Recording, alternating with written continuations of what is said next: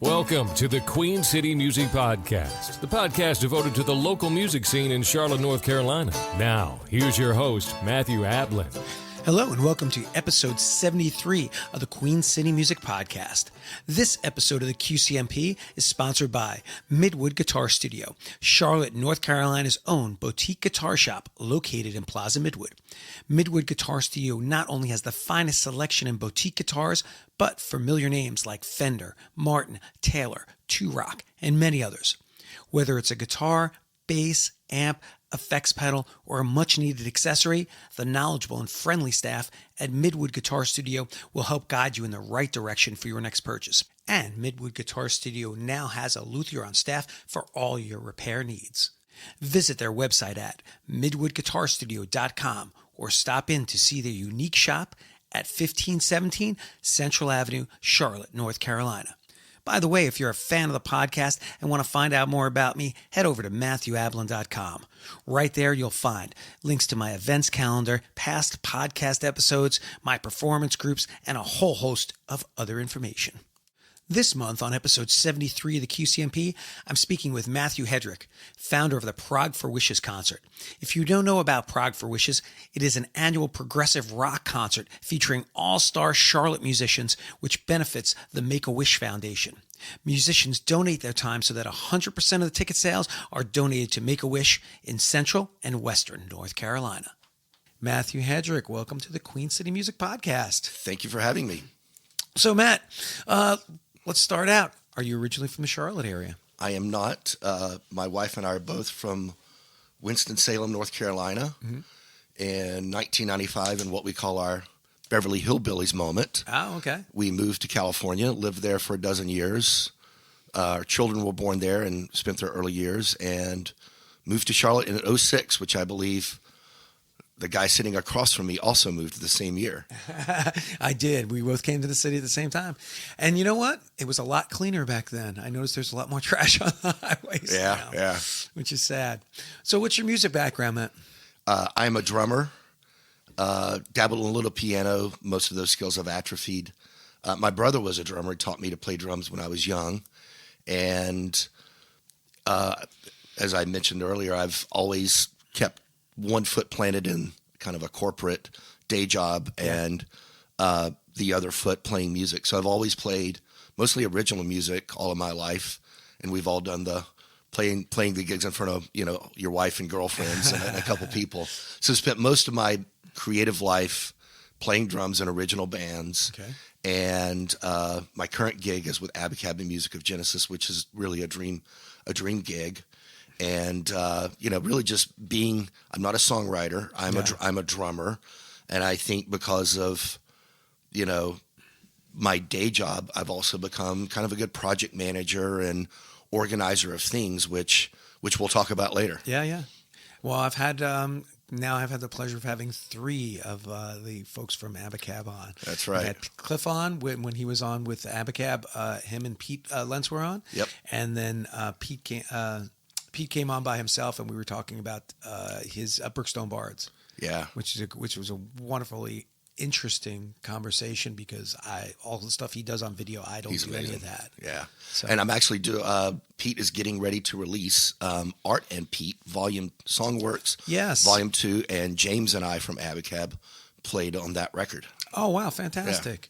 Yeah. Did you guys record that locally? Just out of curiosity? No, we recorded at the Sound Lab. Okay, down in Rock Hill? Yeah. All right. Yeah. Cool, man. All right, so Matthew, you are involved with Prog For Wishes. So can you fill us in what this is about? Yes. Prog For Wishes, I guess, normally I have to spell out what progressive rock is. When I go on WCCB, they don't know what prog is. I think your audience probably knows what it is, and they either like it or they don't. Yeah. So Prog For Wishes is a benefit concert where we assemble some of the best musicians in Charlotte to play for free, and all ticket sales go to Make-A-Wish Foundation, Make-A-Wish of Central and Western North Carolina. And that's the simple formula. We rent a theater. All of the renting of the theater, all the expenses are covered by patrons and donors. Okay. So that every penny of the ticket sales go literally the Visualite. We hold at the Visualite Theater, who are also supportive of us. I think Visualite is not only one of the best venues in Charlotte, but some of the easiest people to work with. Chris and Bernie Brown are just really good supporters of the arts here in Charlotte and supportive of musicians. And so they, because we act as a nonprofit, they give us the theater as a discount, and we rent that theater, and they write a check to Make-A-Wish, Make-A-Wish at the end of the night. And then we kind of use it as a fundraiser as well. Okay. This year we increased our donations. We raised almost as much money in tickets as we did in donations. So it was about 50-50. So whose brainchild was this? It was a pipe dream of yours truly. Really? Okay. It was a marriage of two, I always say two disparate ideas. There was two things going on. There's a friend of mine named Sean Tonar down in Atlanta, and he's very well connected in the Atlanta scene and organizes a progressive rock showcase where his friends get together and play all of those songs that they could never get hired to play in a club or make money in a real band, all those guilty pleasures. Yeah, right. And I was like, man, I'd love to do something like that. But, I'm not that connected in the Charlotte scene. I know a lot of people, but I am not that guy that puts out the call and people pick up my phone call and are dying to work with me. I'm just a good guy, but I'm not that guy. Well, the interesting thing is that the Charlotte scene has grown so much. There's so many people here, and it's almost difficult to know somebody. And if you do start to know people, a lot of times it's people in your genre or in your circle that you go to. Like, I've started to get to know some more of the acoustic people who do acoustic gigs more than anything else. Yeah. I don't know a lot of the electric bands and stuff because I don't run in that circle. I would say because of Prog For Wishes, I kind of do know now. Actually, I think I've deepened that circle. So I would say the scene at Smokey Joe's was kind of the petri dish for this because Pete Lentz through Abacab, both Cliff and Pete are two people that are largely responsible for the connections I've made among musicians in this city. And so I'm grateful to them for that. And when I put this together, there were enough people that knew who I was and knew that I didn't suck, and probably through association hoped and believed but didn't know that I'm not going to sell them short or give them a raw deal. And I started cold calling people. Like Colby Dobbs is a great example of, I think Colby knew who I was. Yeah, Colby was on the podcast. He's done your podcast. And I'm a big fan of Colby. And I just reached out. I reached out to him the first year, and he had just had a baby. The baby was on the way, and he said, "I would love to, but I can't commit to it." This year, he came with Curtis Wingfield and sang "Heart of the Sunrise" by Yes. Oh, fantastic. So again, I'm not saying Colby and I are tight or anything like that, but now when I talk to Colby, we have something to talk about. We have something in common, and so we'll talk a little bit about leverage. I think. Establishing relationships and bringing out the best in people and giving them something that they are excited about is part of the energy of Prog For Wishes. So to come back and answer your question more succinctly, there's that part of it, the music side of it. And then I was saying earlier, through my association with Blue Blaze Brewing, I started volunteering for Make-A-Wish Foundation in 2015 through something they call the Trailblaze Challenge. My partner, Craig Nunn at Blue Blaze, this is I'll talk about more connections, a lot of name dropping. It's okay. The person that develops a lot of the logos among the breweries in Charlotte, his name is Justin Moore, who also did this design on the T-shirt that I'm wearing. So Justin's wife, Jessica, worked at Make-A-Wish, turned Craig onto Make-A-Wish and said, "Hey, go do this 28-mile hike." Okay. Craig signed me up to do it. And full disclosure, I wasn't looking to do something well. I was a hiking snob and said, "Yeah, I can hike 28 miles. I'll do that. But you have to raise $2,500. Right. And so park the musician Prog thing. And then going through that Trailblaze Challenge, I'm kind of a hiking snob and thinking, yeah, I did 28 miles. The next morning, everybody gives their testimony why they did the 28-mile hike. And some people that I would say appeared to be out of shape that I questioned, why are you doing this? when they announced why they were there, one lady in particular that will always be ingrained in my memory, her child was a Wish recipient. Oh, okay. And I'll get choked up just thinking about it. There's not a dry. You've got 50 people in a room weeping at these powerful, engaging stories of what Make-A-Wish does. And through that association of all these people, my wife and I became Wish granters. And so I'll pause there. There's a whole history of those two things, but at some point I said, I'd like to do what Sean's doing. In this middle life, I'm in my mid-50s, what's something that I can do that is beyond me? And had this crazy idea of mashing two things together. Sure. And it just worked. Well, the story is kind of interesting to me for a few reasons, is that the Make-A-Wish Foundation usually makes headlines when it's a big name actor or performer and they are coming to grant a wish to a child. Yeah. And I think it's absolutely amazing that local musicians who maybe have some local fame per se will join together to do something, and it's not about them. It's about for a bigger cause, and they're donating their time and their talents to do it. I think it's amazing. Yeah, and what you described it is exactly nails what's happening. And coincidentally, after Prog For Wishes 2023, a week later, Michael Jordan announced, I think it was the biggest Make-A-Wish donation in the history of that organization. Oh, wow. Now, it didn't go, even though he's from Charlotte, it didn't go to our local chapter, which is Central and Western North Carolina. It went to the national organization. But we joked, we're like, hey, he saw he's a Charlottean. He saw Prog For Wishes. He had to one-up us. There you go. I can't let these musicians have all the glory. I've got to do something for this. Oh, my goodness. That's hysterical. So you become involved with Prog For Wishes in a number of ways, through the hiking, through the Blue Blaze brewery scene. So let's go back. Mm-hmm. When did this start? Yeah. The first Prog For Wishes. Hold on. Oh, when were the seeds planted? Okay, yeah. So I'm glad you asked that question, because that's a good story.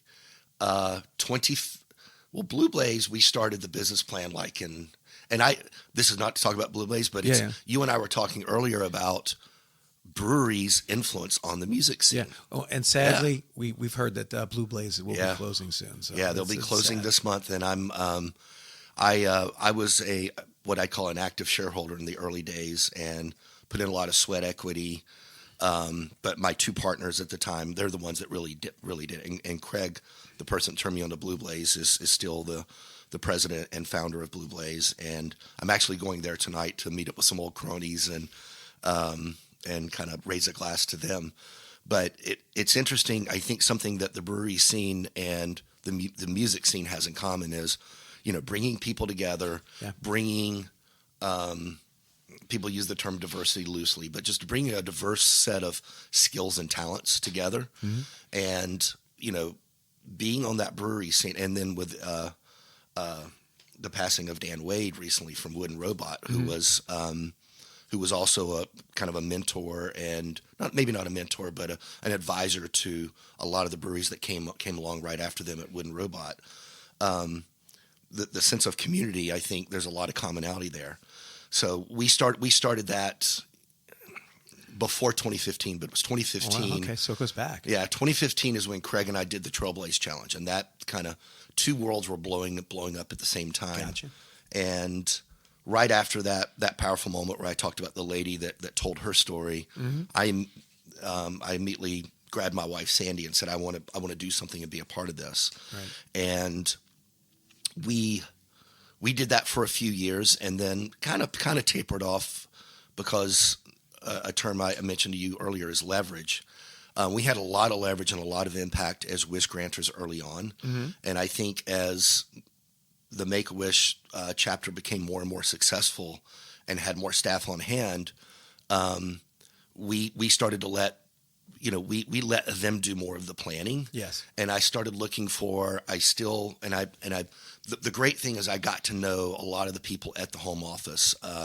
one person in general, Chris Weber, who is the manager of the crew that I work with today at Make-A-Wish. I've become friends with a lot of people in the home office there. Gotcha. So I made some connections, some personal connections with people, and saw just the caliber of people that I like to work with. And, you know, we kind of stopped doing it at some point. And I always felt like guilty that I wasn't doing it anymore. Right. What can I do that's maybe bigger and better than just showing up and using myself as someone that grants wishes? What's something I can do bigger? And so throughout my life and my career, you know, good mentors in my life have talked about the term leverage. You can do good things, but if you can bring other people together, you know, just like a band, the sum of the parts is greater than the whole. All the cliches you want, if you can find a way to apply leverage, that is a more satisfying and a fulfilling way to contribute. And you know, my wife and I were empty nesters. I have achieved a reasonable work-life balance, which is a luxury for a lot of people. So I'm fortunate in that respect. And I said, what can I do with this time in this stage of my life? And so the seeds, you know, from those mid-teens years in 2022 was when I started dreaming up this idea. And going back to Abcab, the music of Genesis, those are the guys that were my sounding board and my litmus test, because I knew Abcab is the most enthusiastic bunch of musicians I've ever worked with. I'm like, let's do this thing. Yeah. And within 5 minutes, they're whiteboarding 20 classic prog songs. You know, Cliff's like, I want to do Gates of Delirium. Everybody's just throwing these things and wanting to do it. You know, they would have done the whole festival. I said, we got to bring other people in. It's not about us. Why? What was the push towards prog music? Was it just because of your love? I mean, Yeah. it could have been Rock for Wishes, Yeah. and you could That's a have great encompassed question. a lot of Great stuff. question. Why? So go back to the Sean Toner. I'm like, what's something that I've told this story. I'm passionate about prog. It's just my favorite style of music. I listen to a lot of other styles. Right. I can play other styles, but and there's some stigmas to prog. Some people consider it derivative and regressive, and in some cases it can be. But I would say the classic prog of the 70s is some of the best music I've ever heard. And it was a guilty pleasure. And I did consider, is this going to be, I first and foremost asked myself, is this going to be successful if I pick what I want to do? Right. And then I started thinking, there needs to be a hook. If I just said we're doing, there are, I can think of two music events that have benefited Make-A-Wish here in Charlotte. And I don't know how successful they are, but I can say as a consumer, I can go see bands anytime. I can go to Smokies, I can go to the Visualite, whatever. I wanted to create something that has never been done musically. Okay. And my gamble was that Bill Bruford famously, former drummer of Yes and King Crimson, used to famously say, I thought he was a snob when he said it, but now I'm going to use it. You know, he would say jazz appeals to a very narrow audience, but at a very deep level. Yes. Pop music can have depth, but much of it only goes so deep, but appeals to a broad audience. I feel the same way about prog, and I was convicted that if I pick something very unique, I'm going to narrow the net that I cast in terms of an audience, but the devotion of that audience is gonna be instant. There are going to be people that say, "There's nothing like this. I'm going to go to this. I'm going to take a chance on this, no matter what." And I believe that is why it was a success. If we had done a generalist thing, we just have people floating in and out. There wouldn't be dedication. And I didn't expect to get the dedication from musicians, but after the first event, the feedback from a lot of musicians was, you had to be there. We never get to hang out with each other because we're always gigging at separate times. We got to be together for a night and watch each other to do cool stuff that never gets done. And that's why they loved it. So, and I'll end with this. There were people that tried to talk me into say, well, let's just call it weird music, or I was like, no, it has to be prog, has to be called Prog For Wishes. And I'm glad I stuck to my guns. Well, I think prog is one of those styles of music that can be overbloated. I'm a fan, but there's some stuff that I can't listen to. Yeah. It's almost like listening to John Coltrane for me. Like I can listen to Giant Steps and I can listen to a lot of his albums, but I remember buying this one album. It was all freeform jazz, and I just like no. You're not an Ornette Coleman fan, I take it. I can't. I mean, and that's fine, you know? Yeah. It's the same thing with classical. I can listen to Bach and Beethoven, and I can listen to Stravinsky, but some contemporary composers that wrote stuff in the early 19th, beginning of the 20th century, I can't listen to that stuff. It just, no. It's not, it's one of those things you listen to say you listen to it, and then you kind of put it on the shelf because it's not memorable. But prog also in that aspect is one of those styles of music that also got into the lexicon of regular everyday culture. And especially back in the 70s, you had bands like Yes releasing Heart of the Sunrise or Starship Trooper, Roundabout. These are songs that got into were chart-topping tunes. Spirit of the Radio by Rush. Emerson, Lake and Palmer were a huge band for a long time. Yeah. And so those bands got into the lexicon. And I would think, you know, if you're doing Prog for Wishes, and correct me if I'm wrong. That's exactly what we did. You've got to do some songs that people are going to know. You can't just say, we're going to do all the B-side that nobody would ever play. That's right. You know, you could do one or two of those songs maybe, but you can't make the whole night that because, you know, you have an audience coming going, I like this, but it's kind of, you know, I want to hear something I know. And we talked earlier about I try to be prescriptive, but not overly prescriptive. Yeah. That's where I try to steer it, in that it should be, and we even advertise classic progressive rock. If you say classic, you're implying it's something you've probably heard or is accessible. And we took it a step further this year. It was, I wouldn't call it a gamble. Again, Pete was one of those early consultants. We came up with our own term. I think it was his term, prog adjacent. Because we all hate labels. We freaking hate. I mean, it's in the people that hate prog. A lot of music critics, they're attaching a label. Right. And I just said it earlier, it can be derivative and regressive in its worst form. Yeah. So let's not get fixated on the label. Let's stay within that, like you said, that lexicon that people generally associate with it. Pick the best stuff. Yeah. But let's also stretch those boundaries. So the first year we had a set with some Kate Bush and some Steely Dan. Great. This year I very intentionally Prog Jason Steely Dan. Yeah. Busy Bryant was the MC. I saw myself speak. I can say certain things very well. You do not want Matthew Hedrick as your MC for the night. You know, I cannot hold it on. It's just not my talent. Right. I'm more like a Ben Stein, college professor speaker. You know, so if you want to deliver, exactly. If you want me to deliver a message or have a conversation with you here, I think I'm good at the words and stuff. Holding it on. Busy was the X factor, and we'll talk a bit about diversity as well. You don't think of progressive rock as a very diverse genre. Yeah. You think of 60-year-old men with gray hair and balding ponytails. But it is diverse. That's the funny thing. It might be a certain set of people who are creating it, but the music is extremely diverse because it runs the gamut of folk and classical and rock and jazz and blues. It's an extremely diverse. And I don't think I've ever listened to or met a musicians who's into prog who weren't good musicians. You can't be a slouch and play prog. It just doesn't work. You're not to slag them, they're a great band, but you can't be a 3-chord Nirvana band, you know, and say I'm going to do prog. It just doesn't.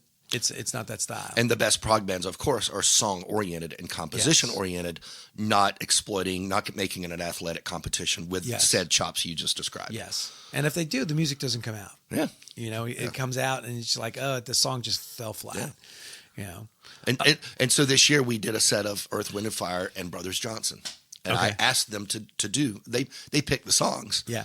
But I mean, is it prog? Probably not. But if you define progressive rock as adventurous music with some complexity, not for the sake of complexity, some diversity, and I mean, Earth, Wind and Fire drew so much from different cultures and different styles of music. we drew people that aren't prog heads, and I received feedback saying, I didn't know a lot of this music, but I loved it.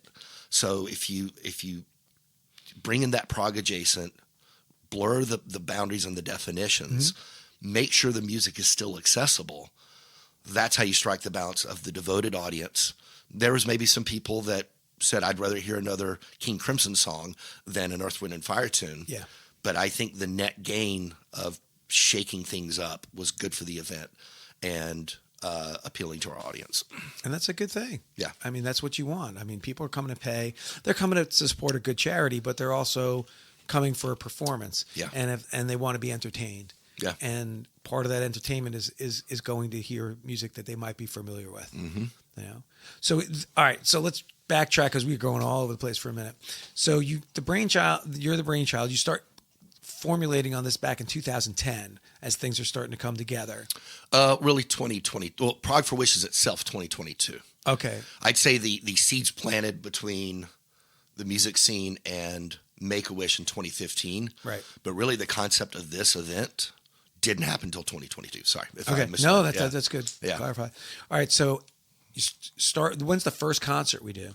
Yep. So the first one was in February of 2023, so just about a year ago. Okay. So this month was the second one. And, you and I were chatting. Yeah. We were going to chat about this before the event, but I'm actually glad we're talking now because now we can reflect upon what happened and what were the successes and what we want to do for next year. So it's only 2 years old. All right. So let's jump back. You do the first show. Yeah. Successful? Yeah, successful in terms of we raised money. We had a great turnout. Yeah. You and I talked about, I keep saying that, we only talked for like 10 minutes before this. Yeah. I know. But as we've gotten to know each other, Charlotte is notorious for not seeing great advanced ticket sales. Yes. Because people always know there might be something better they can do. Or they wait till the last minute thinking they can just go in. Because I've fell victim to that at least twice. Oh, yeah. I think 2023, we pre-sold 20 tickets. Wow. Now, I had VIP tables, and those went quickly. So we had pre-sold in total about 60 tickets. Yeah. We ended up having like 200 people at that event. And to me, that was a success because we literally didn't know if anyone was going to show up until after. And then this year, we significantly exceeded that turnout. And, Visualite gets pretty intimate with like 200-300 people. Okay, so let's just backtrack for a second. Was the event held at the Visualite, the first one and the second one, both held at the Visualite? That's correct. And it was, I picked the Visualite because, again, I think it's intimate. We were completely untested. Mm-hmm. I didn't want to book a big venue to feel cavernous and lonely. Again, Chris and Bernie Brown are just super. Many venues are. I don't mean the other venues aren't easy to work with. Yeah, but they are quintessentially easy to work with, on top of their game, good staff, and there was no question that's where I was going to hold it. Okay, so how many musicians took part, at least in the first one? Yeah, first one was about 30 musicians. Okay. And we had quite a few changeovers because you got a lot of people floating in and out. So how difficult is it being a musician myself and you being a musician yourself? Mm-hmm. You're gigging all the time. You're booking in advance as well. How difficult was it, first off, to nail down some people to come and play? Because again, you have to be able to play. Yeah. I mean, you can't just have somebody go up there and strum 3 chords. I mean, they could do the backing parts, maybe. Yeah. But it's a little more, prog is a little more complicated, as everybody should know. So you just can't have anybody come in. That's right. And then second, who did you have come in? Yeah, let's talk about that. I was truly stunned. The acceptance rate on first invitation was like 99%. Wow. Well, it's probably not mathematically accurate, but virtually everybody that I extended the invitation to for the first event accepted immediately. Like It wasn't let me get back to you. Right. It was, we deliberately did it on, I think we did it on a Wednesday night the first year, and this year we did it on a Thursday night. I want to ask about that too. Yeah, and that's because, I mean, we're very much limiting our audience because no one's going to, people can't come from out of town. All right. So you said it. I'm going to say it. Yeah. Yeah. Why during the week? Yeah. Was that just was the visual light was available? No. Okay. It was I deliberately reached out to the best musicians that I knew. Yeah. And literally 90% of those musicians are full-time professionals. Gotcha. And I knew, and I would say to them, some I invited before I had the date secured, others I sought their advice. And most people said, absolutely yes. But if you put it on Friday or Saturday, I can't commit. Right. I might get a gig that's going to pay my rent this month. Gotcha. And can't pass it up. And it will still be something I've thought about making it 2 nights on a Thursday and Friday, but most people I've talked about say, don't stretch it over 2 nights. I think the Thursday formula probably works. Don't get too bold. Right. We might do some Make-A-Wish. I had lunch with my colleagues, Hunter and Emily, who helped me put on the event from their office. Said, why don't we maybe do a summer event? Maybe we'll do something different. Well, I was thinking, not that you need my I want your advice, yeah. But I mean, I was thinking, me being a teacher during the day and knowing, is there a date that you could look ahead when kids are going to be off and parents know that they're going to be off a vacation, like a 3-day weekend or something like that. So if you did it on like Sunday and Monday's President's Day, that people are off work that day, at least if they're federal workers. Yeah. Do you know what I mean? Yeah. So that you could look ahead like that and say, hey, this helps because if we do it on a Sunday or it's a 3-day weekend on a Friday. Yeah. We can pull in this crowd at least. Those are the things we're looking at. Like first year, it went a little long, but it was a massive success in terms of great musicians, great songs, great crowd turned up, and everybody. Like I think everybody that attended the first year came back this year. That is validation, both the audience and the musicians. And you asked who. Well, let me list. I wrote my list of. I'm just going to rattle. These are people I know that participated the first year, and I'm reading from this year's list. John Shaughnessy, Curtis Wingfield, Troy Kahn, Emmanuel Winter, Cole Millward, Ron Brendel. Now he goes by Busy the Entertainer. Chris Busy Bryant, Pete Lentz, Olive Abigad, Pete Lentz, Cliff Stankiewicz, James Nelson, Patrick Raymaker, myself. Jessica Moore, who I mentioned. Mm-hmm. There's a story with Jessica. I mentioned Jessica worked for Make-A-Wish. Gotcha. Her husband, Justin, is a graphic artist that I knew through the brewery.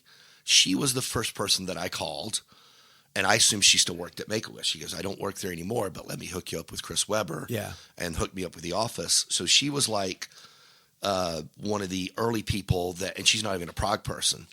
But I said, would you like to sing? And she goes, yeah. I'll call this guy Kevin Cosgrove that I used to play with. He's a huge prog head. So these things just started picking up. And Kevin was like, yeah, I'm going to do this. Fred Upgraft, who plays with a stranger. Mm-hmm. Fred Upgraft, just amazing guy, beautiful human being, runs a teaching studio out of his house, equally proficient at drums, keyboard, and bass guitar. He blows me away. There's a few other people. We had Roey Haviv put together a Zappa unit with Mike Salvatore and Peter Gray. Cliff played bass on it. They did a Zappa set. They didn't play this year, but they were there last year. So I'll stop there. That's a lot of names I just dropped. Yeah. Well, it's like I don't want to put it like that, but it's almost like royalty in Charlotte, of the who's who in music scene. So I mean, if you should if you're into this Charlotte music scene, you would at least recognize one of those names, of people that you have seen or seen their group perform. Yeah. So you start that year successful, you say. Yeah. What are some of the things that you learned that you need to do differently the second time around? Yeah. Really simple things. Bring the same musicians back because they're good. Yeah. And they're good people. Book the Visualite. Even we looked it up. I put together an advisory board. So I said, don't do it all on your own. Get together an advisory board. Right. So some of the things you and I talked. Do we have it on a weekend? What are listen to other people. I mean, that's a great lesson in life. Yeah. Get feedback. Surround yourself with different opinions and people that will challenge your opinions and say, no, I think that's a bad idea. And I think the number one thing we tried to solve was simply to not go too late, especially on a weeknight. So we decided to start an hour earlier, have fewer units with longer sets and fewer changeovers. And you say units being? Yeah, so that's right. I need to define what a unit is. The approach all along has been, I pick a squad leader. Okay, hold on. Yeah. Or We're talking about the musicians. Yep. All right. So you pick a squad leader, meaning somebody who's going to lead that group of musicians. A unit being? I should say I'm using those terms interchangeably, so I should not have done that. Okay. So a unit / squad. Here's a great example. Curtis Wingfield. Yeah. Someone I admire as a drummer. He's a jazz composer. He has a lot of gigs in town, but his child is a jazz is led. Right. And same thing, I reached out to Phil Hall, who had the Doniak Chavais Fish tribute. And instead of saying, go learn a bunch of songs, I said, just come do your thing. Yeah. You're proggy enough. Led Zeppelin had some prog elements, and doing a jazz version of it, to me, it fits my definition. Prog adjacent. So I told Curtis, just come in and do your thing. Phil Hall, come in and do your thing. And by the way, I want to play La Via Strangiato with you by Rush. So Phil and I did that together with his band. And I completely forgot where I was going with this train of thought. They would be squad leaders. Yeah. Phil was a squad leader. Curtis was a squad leader. And I picked him because I knew he was the leader of that band. Gotcha. And I just tell them, here's your time limit. Tell me what you're going to play. Show up. It's as simple as that. Okay. And each of those units or squads will play 20 to 30 minutes. Okay. And either fully get off the stage, or in the case of Curtis, everybody wanted to play with Curtis Wingfield. Right. So John Shaughnessy was also another leader. He said, I'm using Curtis's band. I'm using Troy Kahn, one of the greatest guitarists in the city of Charlotte. Yeah. So that's how those units work. And if I use Curtis as an example, I know we're talking about last year. Yeah. This year, I suggested Curtis, you can do Zeppelin, but I'd like to see you do something else. And that's when he said, I'm getting Colby Dobson doing Heart of the Sunrise, which we'll talk about later. Yeah. So. Okay, so all these musicians come in, do they pick their own tunes? Is that what we're doing? They pick their own tunes. Okay. I still have veto power on, and I don't think I had to veto anything yet, but I try to direct them, make suggestions, and at least say, hey, we did La Via Strangiato last year. So you're not doing that this year. I would think obviously you have to be like, this song's on the checklist. Nobody else can do it because somebody else has done it. You know, you can't have overlap between what one group is doing and what another group is doing. That's right. So what other kinds of things did you learn that you needed to, as organization, musician-wise? What other things have we learned from the first event that we're pulling into the second event? How long was the show, by the way, the first event? Do you remember? It went for like 4 hours. Wow. Okay. It's too long. Yeah. It's too long. Yeah. This year we did it in 2.5 hours. Okay. And when I say, we had about an hour and 50 minutes worth of music. Mm-hmm. We pulled the music portion of the event off in about 2 hours. We started earlier.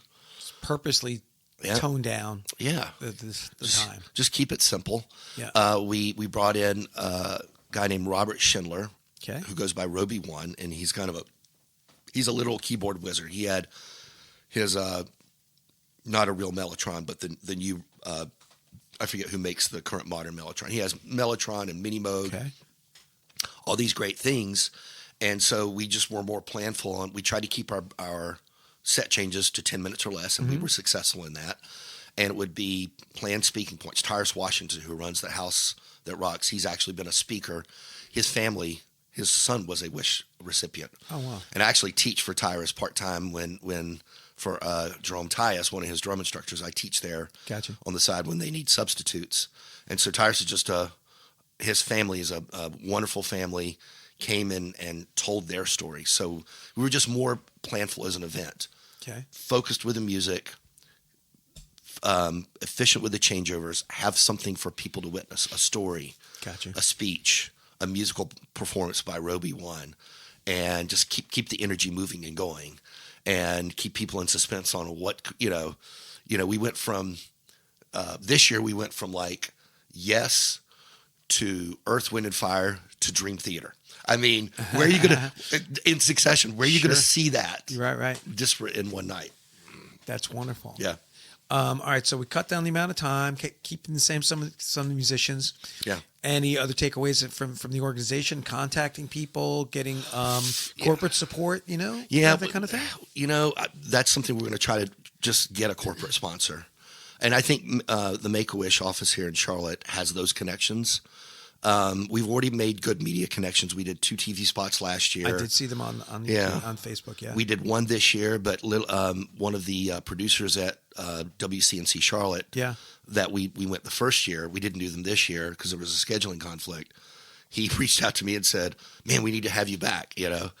And so a lot of media outlets find this appealing, and Make-A-Wish has such a great brand. Yes, it puts if we weren't doing this for Make-A-Wish, the integrity that Make-A-Wish has and the brand that they have as a reputable charity, that they get gold stars in their audits and the percentage of funds that go directly to granting wishes. Sure. You can see the impact of what they do. So again, I did answer your question. I think that was it. Just make the event more efficient. Yeah. And the other thing that we focused more on this year was fundraising. We got some donations last year. Mm-hmm. This year we raised about, it was equal parts, about $5,500 in ticket sales, about $5,000 in donations, and then all of our merch, all the profits from our merchandise also goes to Make-A-Wish. So that was about another $1,500. Do you mind if I ask? Was there an increase in funds raised from the first year to the second year? Yeah, we literally, the total we raised, and we actually advertised that, the total we raised the first year was about $6,000. Mm-hmm. This year, the total raise was over $12,500. Wow. And we have another $1,000 that will come in later through a corporate matching from one of our donors. That is wonderful. We'll get a corporate matching. So we'll be at $13,000. And I don't see why we can't do $20,000 next year. Yeah. Yeah. If we think smarter, more corporate sponsors, and just get smart with the good that we can do.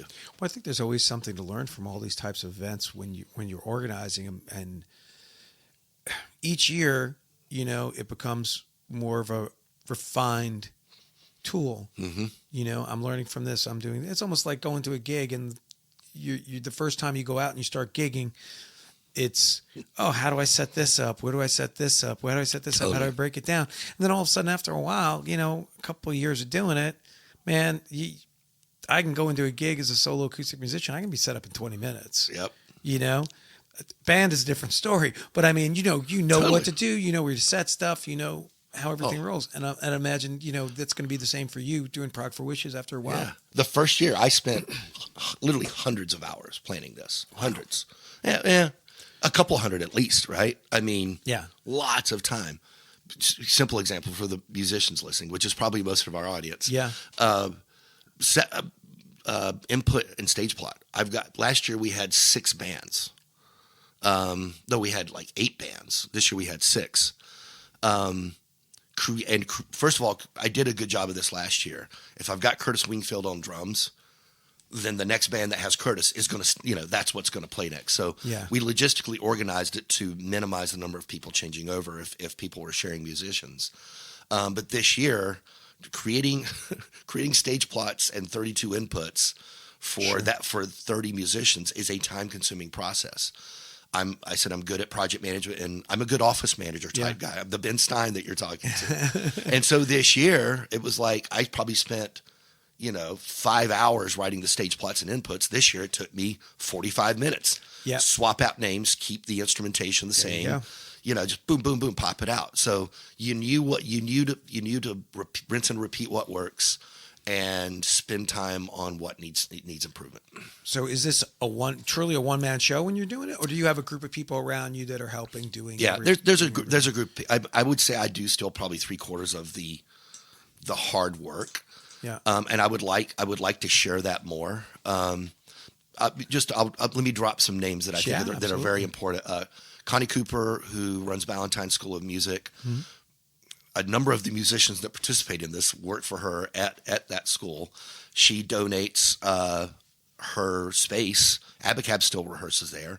A lot of I did a set of Rush with some guys last year, and we used her space. So just she also made monetary contributions to help fund the live cast and the video shoots that we did and the photography. Ed Shaughnessy was very important the first year and more important this year. He's our stage manager, and he's well respected in the Charlotte community. So that's just someone that people will listen to, and he just kept things moving. Moving on this. I mentioned Justin Moore, who does all our graphic design, and Jessica Moore, who kind of leveraged my connection with Make-A-Wish. Two people that are very important are Hunter Hughes and Emily Gibson, who work for Make-A-Wish. And this was the other thing that's stunning. I mean, they are actually, I won't disclose Emily's age, but she's reaching a new milestone. But they are younger than me. Yeah. And they don't know what prog is, but they love it. They get behind this. Yeah. And what we raise pales in comparison to some other larger events that Make-A-Wish does. But Make-A-Wish is so enthusiastic about this because it expands their audience. We're reaching an audience that probably would not even get involved in this. And they think that we run such a great event that they've just thrown 100% of their support. So those are just some of the names that I would say are very critical to the success of this. Well, I think anything out there that helps support what they're doing. I mean, because it's not like you're out there, trying to just raise funds to cut grass. You're out there raising funds for sick kids to help them live a wish. And I'm so glad you said that. One thing that I always... Nothing against grass cutting. Exactly. I have done it. One thing I like to call it, just to speak about Make-A-Wish, I think they granted... I have my talking points here. They granted... I think they're on track to grant over 400 wishes this year. And they had kind of a backlog from COVID. And one thing that people don't... know or think they make assumptions about what a wish kit is. And so the mission of Make-A-Wish is to create life-changing wishes for children with critical illness. Now, the definition of critical can mean a lot of things, right, but it doesn't mean you're going to die. Critical illness can have different endings, but it's about life. It's about living a good life and bringing joy, not just to the child, but to their family. Right. There's a huge, I one of the wishes that I granted was to a child with leukemia. That's hard on the family. Right. And even the medical providers. If I'm a medical provider, if I'm an oncologist treating a child with leukemia that's 8 years old, it's a benefit to the medical provider because they now have someone. We all know that your emotional and mental health are directly tied to your physical health, and it's not just the child; it's the family, the child, the medical providers, right, and the broader boat that we float by granting those wishes. I think it's a fantastic idea, man, and I'm just give you much props for putting it out there to help the community. Not even just for the Make-A-Wish Foundation, but also for the music community in Charlotte. It just gives us a positive spin on the things that the music community here, our local community, can do. And I always say, I've talked to many friends about different things, and as I've gotten older, I can't speak for everybody, but myself, one thing I learned when I was younger, I'd never been on tour, but I did go cross country for 2 weeks, and I realized I don't like it. I like being at home. So if it's one thing I learned at a younger age, and I won't say too young, I mean, sometime in my 30s, I wasn't cut out for that. But I'm pretty good at being a local musician, and I can support my local community. And not everybody's got to go out there and be world famous and be an international recording artist. A lot of stuff is more local than people let on. And you can do a lot to help your community and your music community just being here and doing the best that you can. Yeah. So I share that sentiment exactly. And I tell all the musicians, it's not about you. Check your ego at the door. Yeah. what you get to play, how you get to play, when you get to play. It's not about you. I try to make it as little about me as possible. And I think I do a reasonable job at that. But at the end, it is satisfying for the reasons you just shared. Yeah, I think so. I think just people going out and doing good things is always nice. Yeah. Just talking about the musicians involved, can anybody just get involved in this, or are you just, are you just reaching out to people that you know are able to and capable of handling the music? Yep. Yeah, anybody's fair game. I will say, when you're competing against, not competing, I should say, when we've already got people like I mentioned, Troy Kahn and Curtis Wingfield and Ron Brendel, people that I really admire. Right. They'll always have a first dibs on it. Again, I don't know if they'll want to do it next year, but Ron was just saying he can't wait to come up with what he's going to do next year. Ron Brendel was just saying that. And quick story on Ron. I remember when he was learning Heart of the Sunrise. I mean, I think Ron saw Yes back in the early 70s, like 73, 74. Okay. He's a bona fide jazz musician, but a lot of these guys, they came up in Prague before they came on the that podcast. stuff. We talked to him. Yeah. You can check out that episode. Oh, yeah, Ron, amazing. But he joked, he was like, learning Heart of the Sunrise was one of the hardest things he's ever done. And he bought the sheet music to it. And he joked, he says, I'm so glad I'm doing this for charity because someone would have to pay me a lot of money for the rehearsal, right? It's a good thing that I'm doing this out of love. Yeah. Those tunes are hard, man. You can't just walk in and be like, I'm just going to play this, you know, unless you have a cover band that you're doing some of these tunes regularly. It's not a worry, So anybody is welcome. It's just a matter of how much bandwidth do we have. You know, if we stretch it to 2 nights, we're going to be open up to a lot of people. If we don't stretch it to 2 nights, it's going to be kind of tight again. But I do want to keep a rotation. I don't want to kick anybody out because everybody has earned the right and performed well. But one example, Peyton Velligan. Peyton's awesome, yeah. And I go back with her family for a while.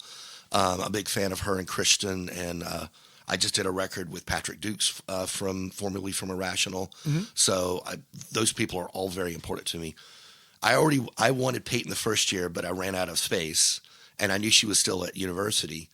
She called me this year and said, can I help in any way? And I said, actually, I was going to call you because I really want you to play, and I want you and Kristen to do a Rush set.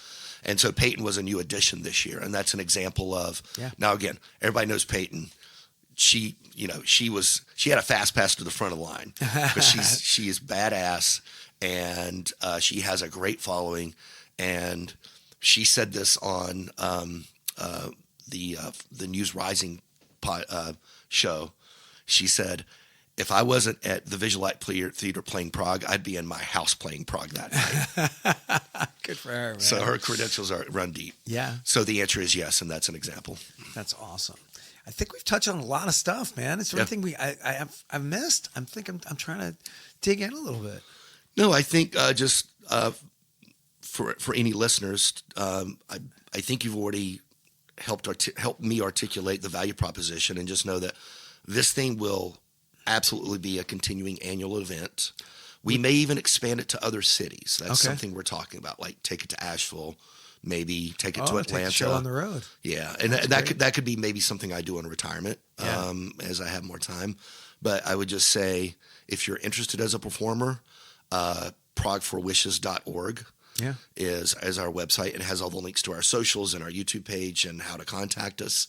And if you are someone interested in seeing the event, check out what we've done in the past. I think it's one of the most special events in Charlotte. And how do we get in touch with you? Let's say we got some musicians listening who want to get involved, or people who want to maybe help out. How do they get in touch with you? Just the Prog For Wishes? Yeah, I should probably spell it PROGFOR wishes.org, not .com. And on that page has links to Facebook if you just want to get a feel for how things went down. Mm-hmm. It has a contact us link that will send. Our email address is progforwishes@gmail.com. Great. But if you don't remember that, there's a link to contact us on the website. There is a link there to donate. If anybody is inspired or moved by this, you can still make a donation to our page. So on our website is a link to the Make-A-Wish Central Western North Carolina fundraising page. Excuse me. So it goes directly to them. but it gets captured as part of our event, as part of this effort. Awesome, man. Well, Matthew, thanks for coming on, man, and talking with us and telling us all about Prog For Wishes. Hopefully we can get you on maybe earlier next year, and maybe we can work something out where you get some of the musicians in advance. We can get a little round table going on, and we can get some folks to talk about other things that they're doing too. Took the words out of my mouth. I love that idea. Awesome, man. Thank you again. Have a great weekend. Bye. Thanks for listening to episode 73 of the Queen City Music Podcast, and I hope you'll go back and check out past episodes. And if you could be so kind as to leave a review, I'd greatly appreciate it. You can find the QCMP on all your favorite streaming platforms. As always, if you have an idea for an episode or would like to be a guest on the QCMP, reach out to me at qcmusicpodcast@gmail.com. Also, check out our local partners, Records on the Wall at rexonthewall.com. Reporting from 20XX at reportingfrom20xx.wordpress.com. Queen City Live at Instagram.com/Queen City Live Music. And Charlotte New Music at charlottenewmusic.org. Until next month, get out there and support your local music scene and go hear some of these fabulous artists we have in the city. Take care.